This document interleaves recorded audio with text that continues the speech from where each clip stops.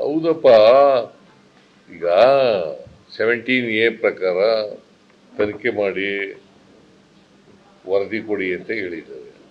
3 ತಿಂಗಳು ವರದಿ ಕೊಟ್ಟಿದ್ದಾರೆ ಸ್ಪೆಷಲ್ ಕೋರ್ಟ್. ಅದ್ರ ಪ್ರಕಾರ FIR ರಿಜಿಸ್ಟರ್ ಮಾಡ್ಕೊಂಡು ತನಿಖೆ ಮಾಡ್ತಾರೆ.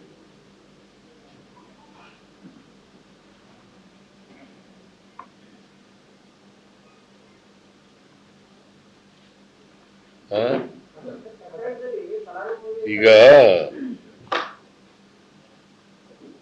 ಈ ನಿರ್ಮಲಾ ಸೀತಾರಾಮನ್ ಮೇಲೆ FIR ಹಾಕವ್ರೆ.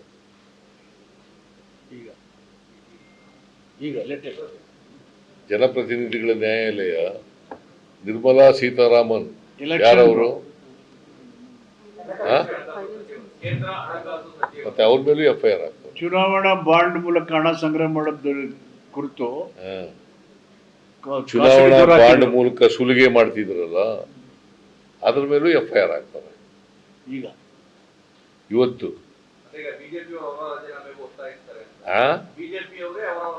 ಈಗ FIR ಆದ್ಮೇಲೆ ಅವರು ಕೊಡ್ಬೇಕಲ್ಲ ರಾಜೀನಾಮೆನ.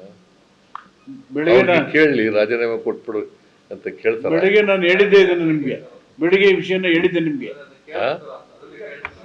ಈಗ ನನ್ನ ಕೇಸ್ನಲ್ಲಿ, ನಮ್ಮ ಕೇಸ್ನಲ್ಲಿ ಲೋಯರ್ ಕೋರ್ಟ್ನವರು ತೀರ್ಮಾನ ತಗೊಂಡಿದ್ದಾರೆ. ಸ್ಪೆಷಲ್ ಕೋರ್ಟ್ನವರು, ಈ ರಾಷ್ಟ್ರಪತಿ ಅಲ್ಲ, ಇವರು ರಾಜ್ಯಪಾಲರು 17A ಎಂಕ್ವೈರಿ ಮಾಡಿ ರಿಪೋರ್ಟ್ ಕೊಡಿ ಅಂತ ಹೇಳಿದ್ದಾರೆ. ಅದರ ಆಧಾರದ ಮೇಲೆ ಕೆಳಗಡೆ ಇಲ್ಲಿ ಕಂಪ್ಲೇಂಟ್ ಹಾಕಿದ್ರಲ್ಲ, ಅವರು 3 ತಿಂಗಳಲ್ಲಿ ರಿಪೋರ್ಟ್ ಕೊಡಿ, ತನಿಖೆ ಮಾಡಿ ರಿಪೋರ್ಟ್ ಕೊಡಿ ಅಂತ ಹೇಳಿದ್ದಾರೆ.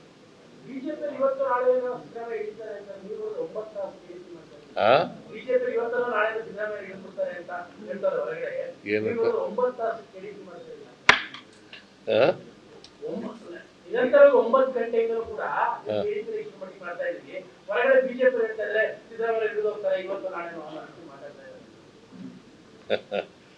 ಈಗ ಮೊದಲು ಕುಮಾರಸ್ವಾಮಿನ ಇವ್ರ ಮೇಲೆ ರಾಜೀನಾಮೆ ಕೊಡಿಸ್ಲಿ, ಆಮೇಲೆ ನೋಡೋಣ.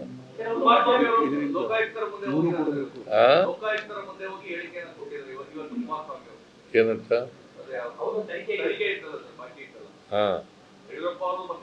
ಮತ್ತೆ ಅವ್ರು ರಾಜೀನಾಮೆ ಕೊಡ್ಬೇಕಲ್ವಾ?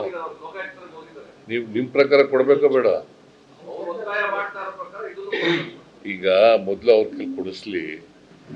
ಈಗ ಮೋದಿಯವರು ಕೊಡಬೇಕಾಗತ್ತೆ, ಚುನಾವಣಾ ಬಾಂಡ್ ಮೂಲಕ ಮೋದಿಯವರು ಕೊಡಬೇಕಾಗತ್ತೆ. ಚುನಾವಣಾ ಬಾಂಡ್ ಕೇಸ್ ಯಾಕೆ? ಚುನಾವಣಾ ಬಾಂಡಿನೆಲ್ಲ ದುರುಪಯೋಗ ಮಾಡ್ಕೊಂಡಿದಾರಲ್ಲ, ಸುಲಿಗೆ ಮಾಡಿದಾರಲ್ಲ, ಮೋದಿಯವರು ಕೊಡಬೇಕು, ನಿರ್ಮಲಾ ಸೀತಾರಾಮನ್ ಕೊಡಬೇಕು, ಕುಮಾರಸ್ವಾಮಿ ಅವರು ಜಾಮೀನ್ ಮೇಲೆ ಇದ್ದಾರೆ, ಅವರು ಕೊಡಬೇಕು. ಇಲ್ಲ ಇಲ್ಲ, ಯಾವಾಗಲೂ ಪ್ರಶ್ನವ್ರು ಇಟ್ಕೊಂಡು ರಿವ್ಯೂ ಮಾಡಲ್ಲ.